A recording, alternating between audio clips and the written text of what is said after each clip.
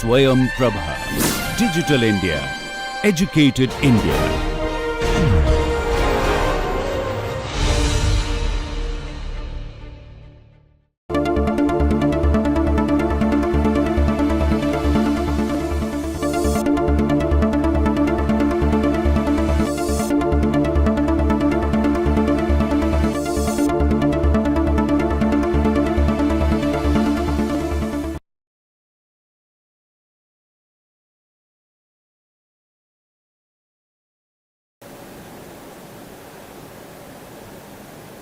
Hello, welcome to Module 3, Week 1 of our course on Introduction to Dynamical Models in Biology.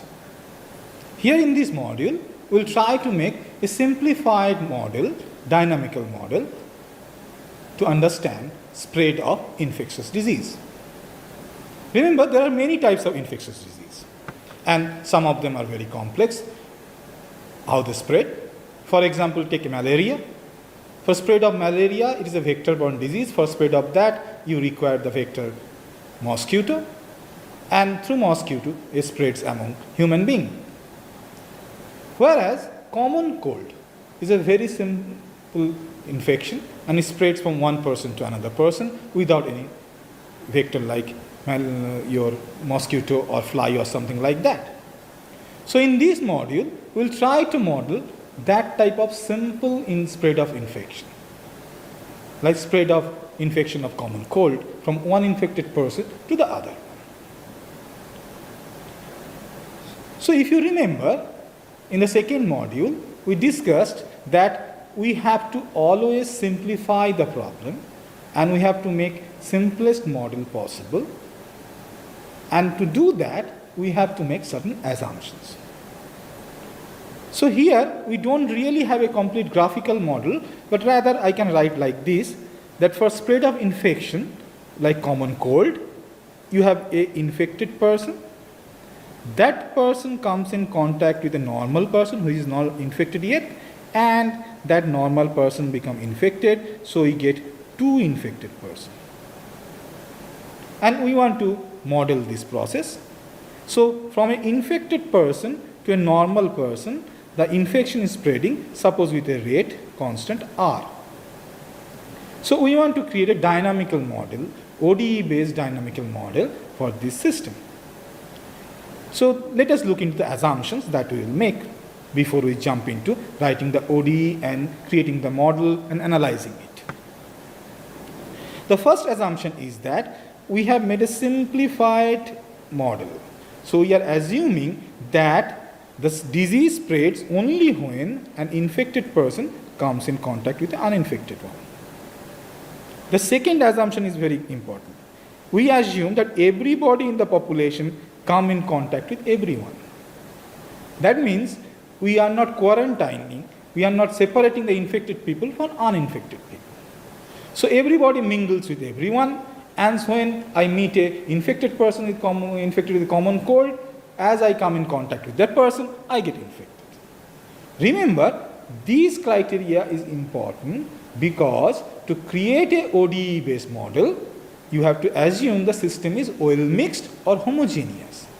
That means within a city, within a campus, within a school, everybody can mingle with each other. So every person can mingle with each other. So it is a well-starred system, well-mixed system, or a homogeneous system. So that requirement we have, that assumptions we have made, because that is one critical requirement to make a ordinary differential equation based model. The second one is also coming from that requirement for a particular ODE based model, that the total population should be very large.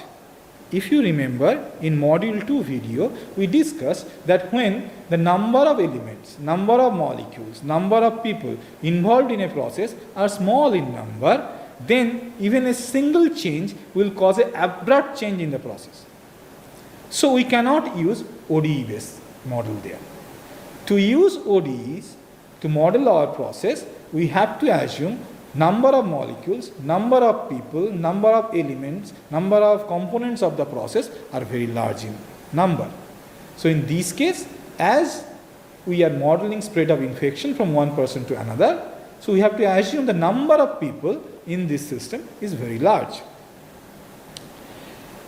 Another interesting assumption that we make is that we are not considering any death or birth. This assumption, although you all know that in a population there will be certain death without an infection, death is a normal process, and there will be also some birth, the population will increase. But what we have done, we have considered that there is no death and no birth. That means total population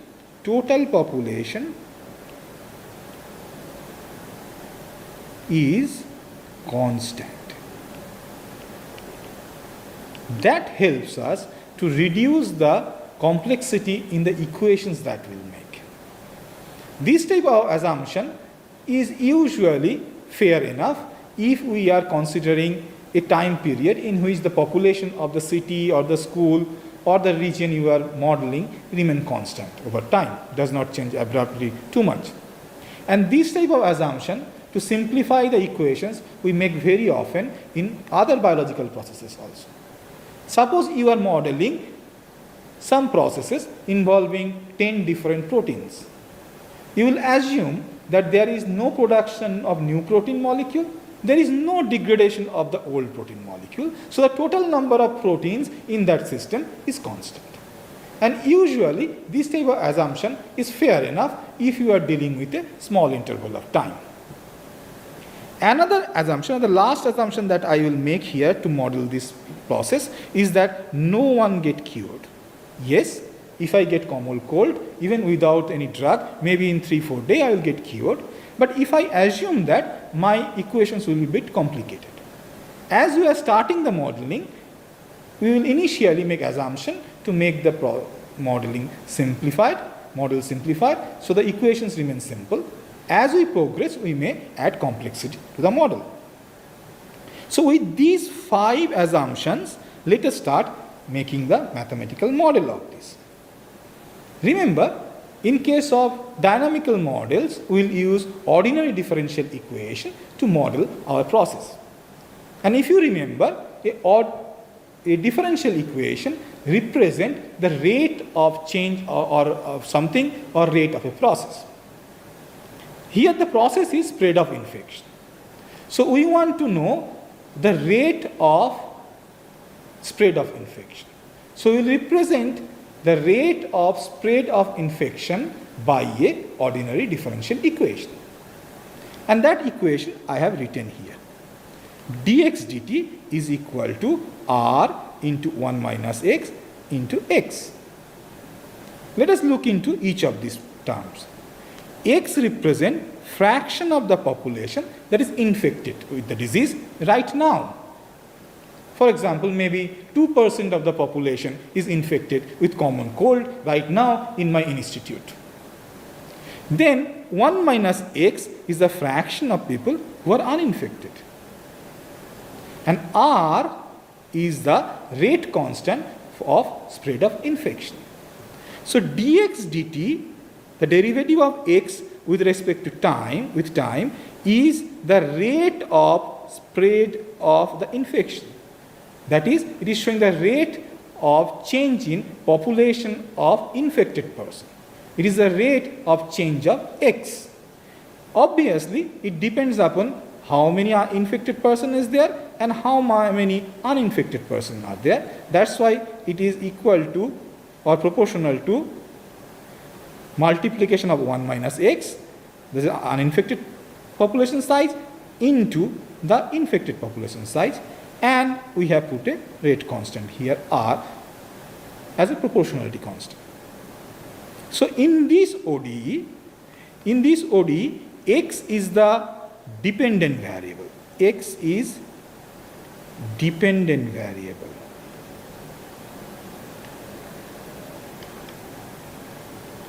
Time t is independent, and r is a constant, and we call it parameter of the equation or the model.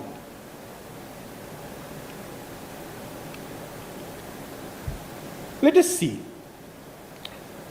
Our equation is dx dt is equal to r, a parameter, into 1 minus x into x. If I expand this, 1 minus x into x is equal to x minus x square.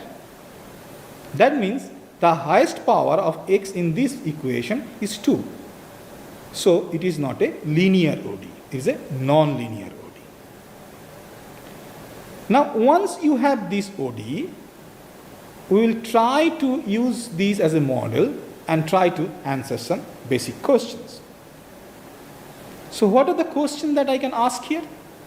I can ask two types of questions. For example, I can ask like this.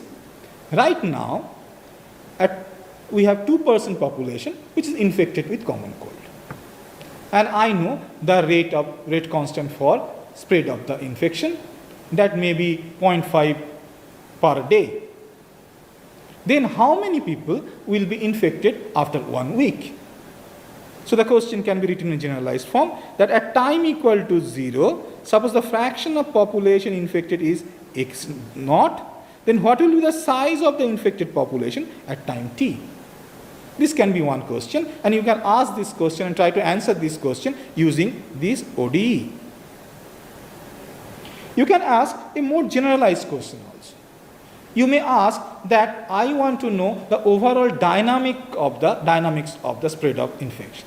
That means I want to plot something like this, that I will have time in horizontal axis and the fraction of people infected in the vertical axis, and then I want to know how x is changing with time.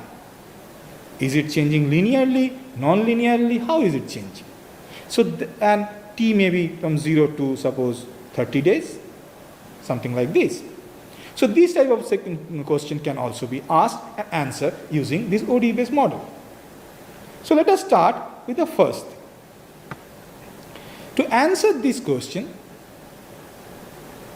we have to get the original function of x with respect to time. And how do we get that? We have a ODE to start with. And remember, a ODE is nothing but the derivative of a function. So from this derivative, we have to get the original function. And to do that, we will do integration, as you have done it in your calculus class. So what I have to do? I have to integrate this thing so that I can get the function of x with respect to time back. Function of x in terms of function of time. So how will you do the integration? To do the integration, you have to separate out t and x. So that's what I have done here. I have separated out t and x. By separating out x and t, I get dx by x into 1 minus x equal to r into dt. This dx by x into 1 minus x has to be integrated from x naught to x. Remember, x naught is the initial value of x. And I have to integrate dt from 0 to t. And remember, r is a constant. That's why I have taken it out of the integration sign. This type of integration is very simple. I can do some algebraic rearrangement. Remember, 1 by x into 1 minus x is nothing but 1 by x plus 1 by 1 minus x. So I have separated this one into two terms, dx by x plus dx by 1 minus x. Both these terms has to be integrated from x naught to x, and the second one also has to be integrated from x naught to x.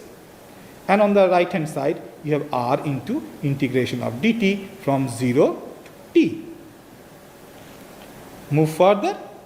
Using the simple formula of integration, we get dx by x when integrated, give ln of x. When I integrate dx by 1 minus x, we get minus ln of 1 minus x. So that is shown here. Both of them we have to integrate from x naught to x naught to x, and integrating dt I get time t, so it is rt. If we move further, We can rearrange this term and we get ln x by x naught minus ln 1 minus x by 1 minus x naught is equal to RT. These terms can be rearranged further and we can take the ln on the other side, log on the other side. So we get x into 1 minus x naught by x naught into 1 minus x is equal to e to the power RT. Remember, I want to get x as a function of time. So I want to keep x on one side of the equal to sign and rest of the thing on the other side. So I just did a algebraic rearrangement of the whole thing here. From this I get x equal to 1 by 1 plus 1 by x naught minus 1 into e to the power minus RT. Remember, that's what I wanted. I wanted to know x as a function of time. So we have x on the left hand side and time on the right hand side. R that is here in this exponent is a constant, it's a rate constant. X naught is also a constant because you have decided that at the very beginning that x naught is the initial population size which is infected, or the fraction of the population that is infected. So once I have this one, that means once I have a ODE, that is my model, I have integrated that with initial conditions. Remember, this is my initial condition at t equal to 0, x naught is my value of fraction of population infected. So I have integrated this ODE and I have got this one, this function, x as a function of time. Now this function is all I need to answer the questions that I have raised. So let us try the first question. The first question was that if I have, suppose initial population infected x naught is equal to, suppose 2% is infected. So that means it is equal to 0.02. Suppose R is equal to, this is the rate constant for spread of the disease, is 0.5 per day. Then my question is, after 20 days, what fraction of people will be infected? So, what fraction of people will be infected? That is my question. I can simply answer this question using this function. So, for in this case, it will be x equal to, I will have 1 divided by 1 plus 1 divided by x naught is here is 0.02 minus 1 into e to the power, if I erase these parts, we have e to the power minus, rate is 0.5 into 20. So this is r into t. This will give me around value like 0.9977. That is approximately 99.77%. So what I have done, I have taken the numerical values given here and plugged them in this function that I have got from the integration of the ODE based model. By plugging this value of x naught, r, t, I get the final value of x, and that is 0.9977, which is equivalent to 99.77%. That means my model is saying if at initial time point I have 2% of the population infected, then after 20 days 99.77% of the population will be infected. So first type of question is answered. Now look into the second type of question. Means I want to know the overall dynamics of x with respect to time. I want to know how the size of the infected population is changing. Is it linear or it is non-linear? Whatever it is. So I want to know that. How can I do it? Remember, this derivative, this ODE is my model, and integrating it I have got this function. So essentially I have to plot this function with respect to time. So that's what I have done here. If you can see, I have t in the horizontal axis, x on the vertical axis, And I have just simply taken different values of t for a fixed value of x naught and r, and I have generated this curve. This curve is initially increasing slowly, because obviously initially only 2% of the population is infected. Once a large number of population, a considerable number of people get infected, then the rate of spread of the infection increases further. So in the middle we have a sharp rise, and then ultimately it saturates at 1, that is 100%. That means slowly by 20 days most of the people in my population is infected. So the population dynamics of spread of this disease is not linear, it is a non-linear one with a sigmoidal type behavior, S-type behavior. So what we have done in this module, to understand the dynamics and spread of an infectious disease, we have created a very simple model. Remember, we are not trying to model a spread of disease like malaria or dengue or something which involves vector or something, complicated processes. We are trying to model simple processes like spread of common cold that happens every year. To simplify this problem, we have make some assumptions, and we have to make some assumptions which are required to make this model suitable for ODE based modeling. For example, we have to make sure the system is homogeneous or well mixed. That means all people are coming in contact with each other, and the population size is also very large. That means I cannot use this model to model the spread of infection among 5 people or 6 people. I have a large number of population. And then what we have done, we have represented this rate of change in the size of infected people. Remember, the rate in change in the size of the infected population by a ordinary differential equation. While writing this ordinary differential equation, we have made another assumption that the total population of the system is not changing. That has helped to make our equation a simpler one. We can obviously make an assumption of death and birth, but that will make our equation a bit complicated. Then, once I have that ODE representing the rate of change in the size of the infected population, that is my model, I have asked certain questions. For example, I have asked, if I start with a particular fraction of population infected, what will happen after 20 days? I have asked, tell me what is the generalized dynamics of the system. And I have answered this question by first integrating the differential equation to get the function which represent x, this function of time which represent x. X is the fraction of population that is infected. So I have got the function by integrating, and then I have that function to answer both my questions. We will use this type of approach to model something bit more complex in future. We will discuss them step by step with the assumptions and how to solve them by integrating the ODE to get the function and then answer these type of questions. Thank you for watching. We will build new models in future.